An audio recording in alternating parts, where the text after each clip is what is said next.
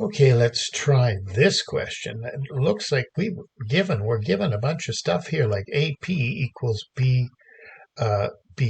They're both the same length, so that's a midpoint.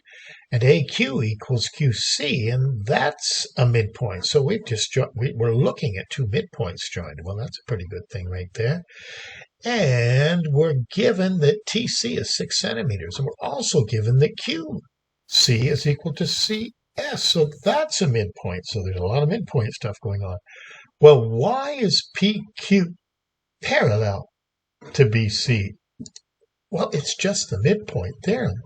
If you join the midpoints of two sides of a triangle, two things happen. The lines are parallel, and PQ is half the length of BC. That's something that you know. Why is PT equal to TS? Well, let's see about that.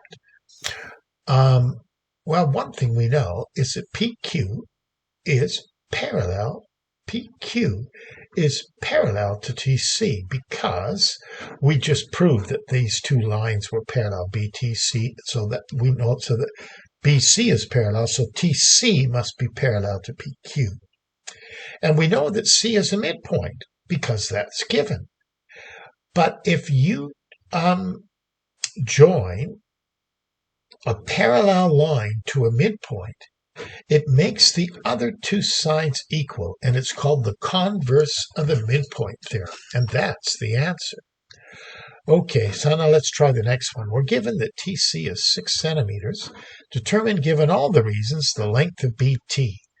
Well, if TC is 6 centimeters, we know that this is a midpoint now.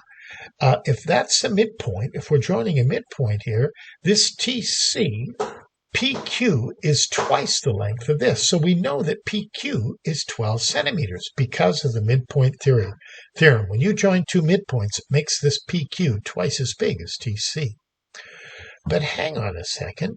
If PQ is 12, BC has to be twice as big. So BC must be 24 centimeters because of the midpoint theorem. But hang on a second. BC minus this TC, that'll give us BT, what we're trying to figure out. And what is BC? It's 24. So 24 minus 6, BT must be 18 centimeters to make this BC 24 centimeters. And there we go. We did it.